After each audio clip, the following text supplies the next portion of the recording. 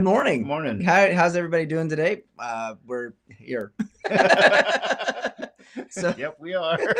it's the morning focus this week. We're Mike, you had the chance yesterday to do the message for us, looking at Isaiah 36 through 39. Yeah. And so usually what we like to do is just kind of just bounce ideas around about what we thought about since our time together yesterday, and then have a little bit of time of prayer to kind of kick our weeks off. And so I'd like to just, yesterday when you went through it, one, I thought you did a great job. Thank you.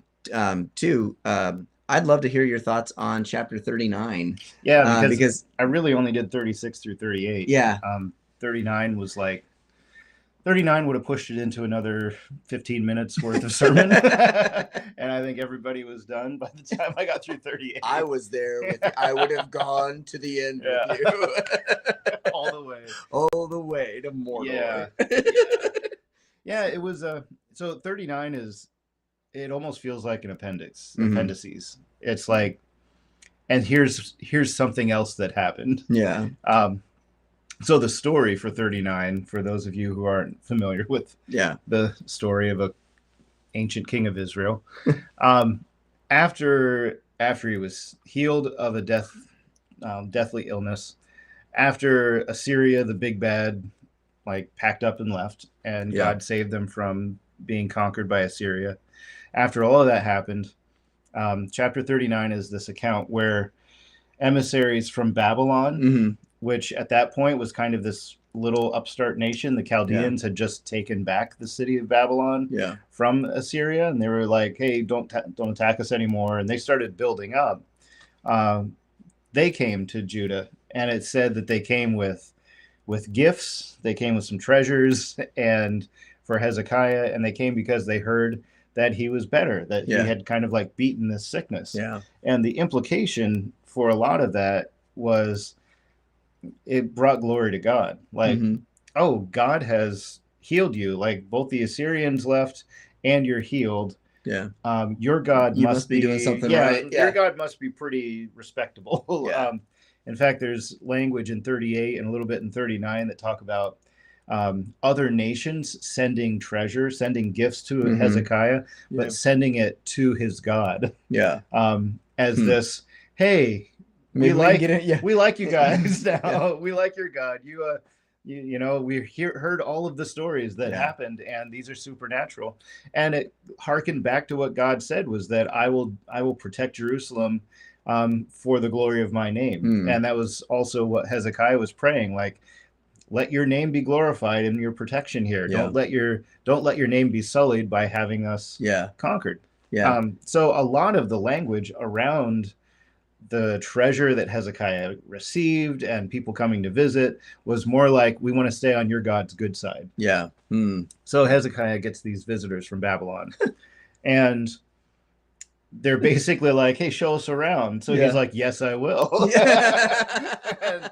And he shows them everything. It says he showed them all of his treasures. And in the previous chapter, it was saying that he'd received so many gifts and they were getting so wealthy, he had to build new storehouses for all of the wealth. Our bank safe isn't big enough anymore. It's like, build me some new banks, build me some new stores. So he took these visitors from Babylon, which included the prince. It was the son of the king of Babylon at that time.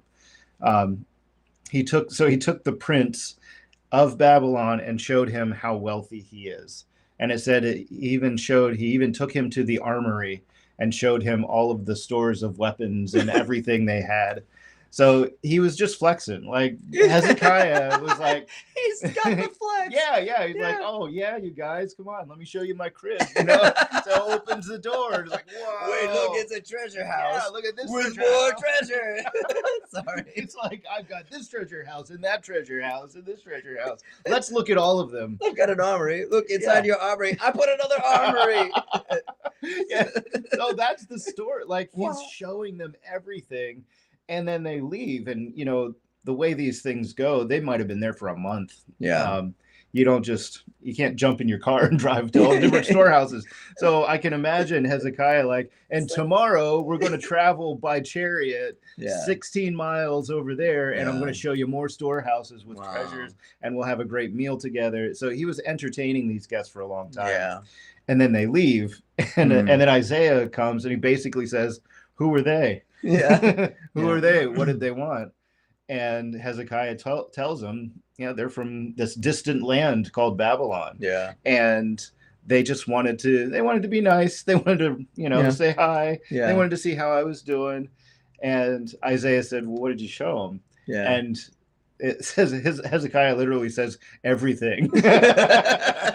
I showed them everything. Showed them all. Yeah, and he was kind of like, it was like, it didn't strike him as Hezekiah as odd that he showed them everything, that Yeah. he just took them around. And talk about oversharing. Yeah, exactly. He, like nothing, held nothing back. I identify with that part of Hezekiah. Everything I have, I wanted them to see. So Isaiah was, now the discourse here is really interesting, because Isaiah then goes, well, Babylon's going to take everything.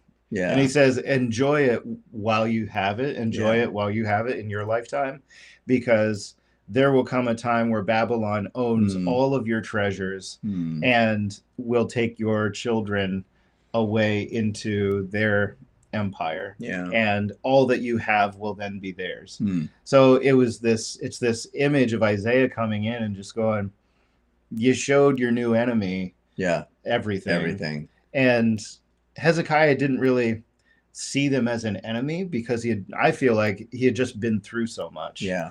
And this distant land, you're like, who are these guys? You know, they just came in with a bunch of wealth, so they must be powerful and wealthy. I'm going to show them around. Yeah. And make friends. Yeah. And he wasn't thinking about being protective.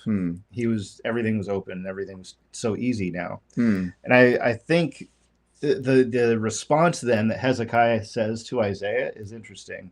He says, the word that the Lord gives me is good. Or this word that you have spoken from the Lord is good.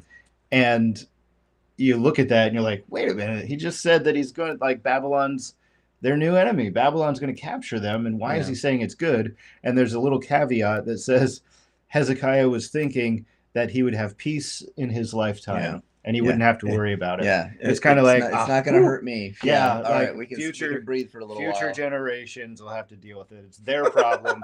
I had to deal with Assyria.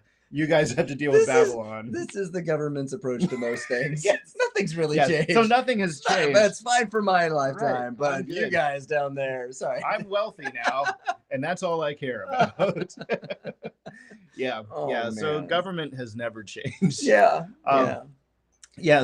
but to back up a little bit, I don't feel like this is necessarily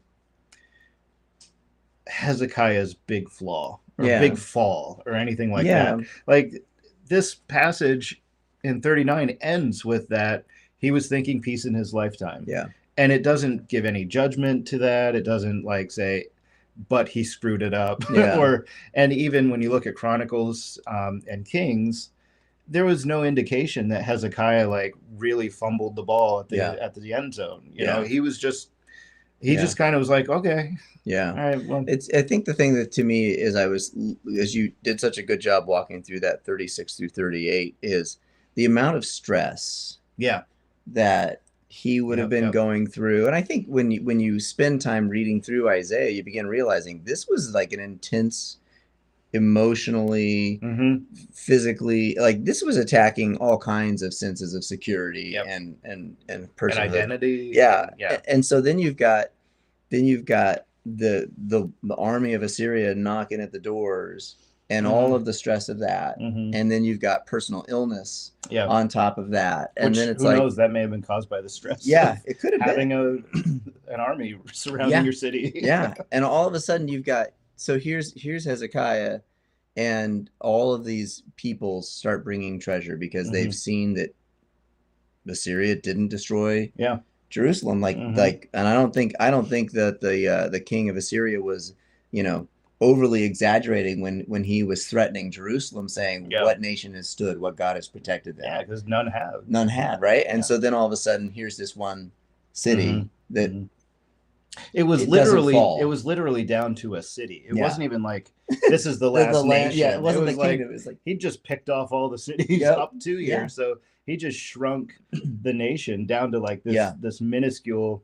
You are now a city, yeah, yeah, and that's all I have to do is come in. That's yeah. all I have to do. And so then God miraculously, like spares them Yeah. and protects them, and then all of a sudden you've got nations responding. There's like all of Mm-hmm. this stuff coming down, and I just think like I think in many ways, as you said, I don't think it's like a downfall, but I think it is a real picture of the humanity of Hezekiah. Yeah, That that's what I took from it. that you Yeah. just get to this spot where it's like it's so easy when you're in a stressful situation to just drop your guard a little bit, Yep. Yep. And Yeah. I mean, this is maybe not necessarily the connection that I'd make in light of. I don't know that this is necessarily a flaw, but I remember when we talk about like David and then his sin with Bathsheba, Mm-hmm. like it was the spring, and that was when the kings normally went to war, but David stayed back Yeah. because Yeah. things were good. Yeah. Like everything was good. He Like didn't have to be on the I don't front have to lines. be there. Yeah. I can lower my guard a Yeah. little bit. Yeah. And so in some ways, as you described this, and then when you went through your message, and then I was reading in 39, I was like, Hezekiah was like, things were like, wow, okay, we've just gotten through the storm. Yep.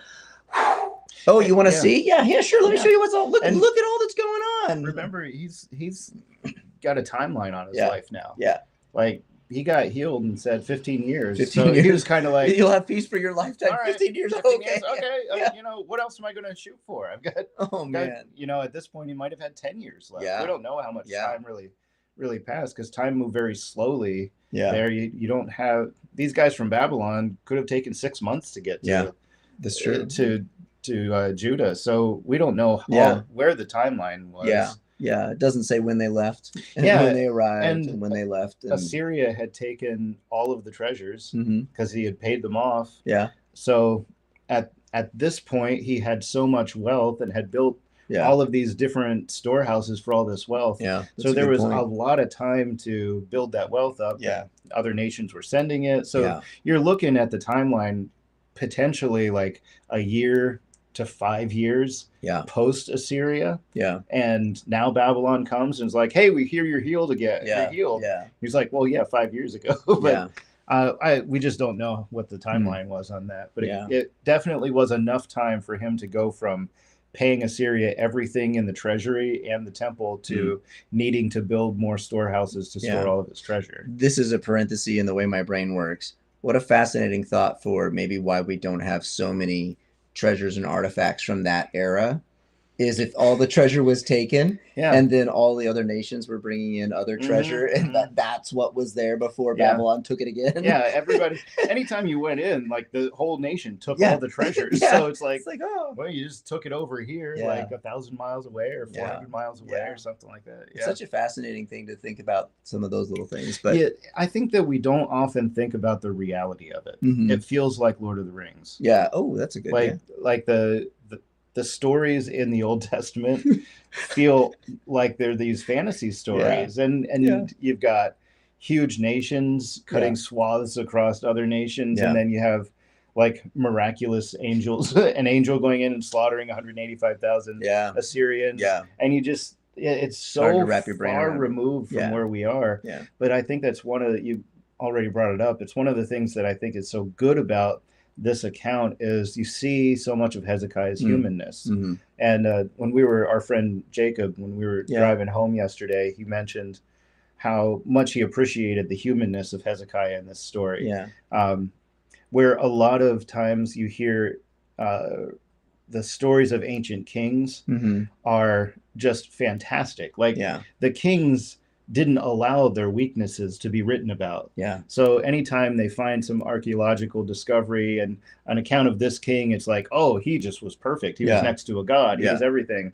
And the stories in the Old Testament are like, here's how miserable all of these kings were. This guy was not very This great. guy was a jerk. This guy like killed people. This guy. And so the biblical stories of the kings of Israel are like antithetical to what an ancient story of a king would be, Mm. and that it showed all their weaknesses rather than all their strengths. And so when we see Hezekiah, even as this king that was seen as the greatest since David and the Mm. greatest, like no one ever measured up to Hezekiah, Yeah. we saw him scared. We saw him trying to pay off Assyria Mm-hmm. again. We saw him desperate and taking the scroll, this letter to the temple and Mm. going, "Look, God, this is what Yeah. they're saying." We saw him in his chamber crying Yeah. because he thought he was going to die. Like, Yeah. never, you never see that Yeah. stuff. Yeah. So this is a king. Yeah. He sat on a golden throne. Yeah. He had a nation at his beck and call, and they were a Yeah. wealthy, strong nation. And but the image that we're seeing Mm. is him crying in his chamber because he was scared to die. Yeah. And then people come and flatter him, and he's like, "Well, I'm going to show you everything." Like, Yeah. there's this pride in him that's still Yeah. there. Yeah. So there's so much of his humanness Yeah. that's spread throughout the Yeah. whole story. And you It mentioned, makes it relatable. yeah, and you mentioned that he came to the throne at 25, I think was Yeah, what you said. 25 Yeah. years old. And so that's like that's crazy to think Yeah, about, yeah, you know? yeah. The fact that him coming in many ways, that he took the messages that maybe he had heard from Isaiah, which if you consider that Isaiah would have been connected to the royal court, Yeah, yeah. he would have probably heard from Isaiah growing up. Yeah. And it makes to me, one of the things I thought about when you brought that point up was it really does matter what our kids see. Yeah, It really yeah. does matter how we conduct ourselves around the next generation, because so many of the kings that came in, you know, they had the same opportunities. They Yep. may have heard the same things, They but did. but they leveraged it for themselves. And Mhm. where Hezekiah came in, you know, the beauty of what God did in him was that he actually took the messages seriously enough to go and like set things right. Yeah. You know, back into alignment with God and God's ways. And I think about just the ways that at 25, how confusing that was, you know, of a season of life. Yeah. And you're still trying to figure out who you are, who you're going to be. I mean, at that point, I think both of us were already married by that point, you know, so we're trying to figure out life. And then you've got this nation, and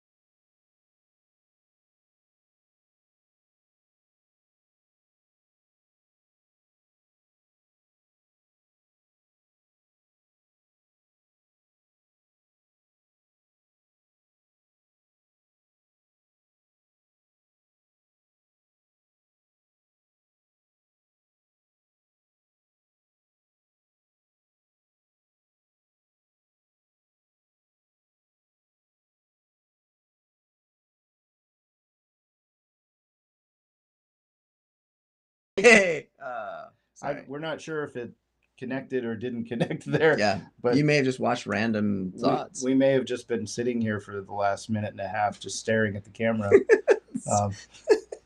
So it's probably a good place to end. Yeah, I think that's great. Yeah, right. Hezekiah, Isaiah 39.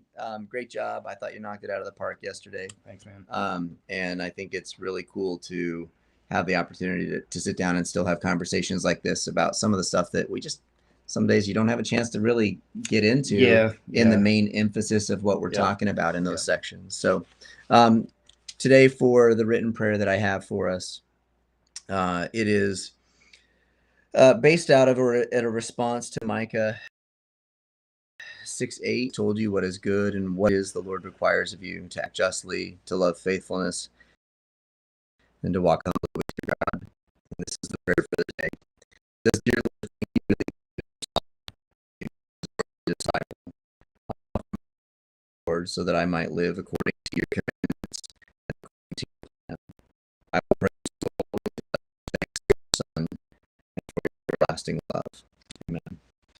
Father, we thank you for the story of Hezekiah.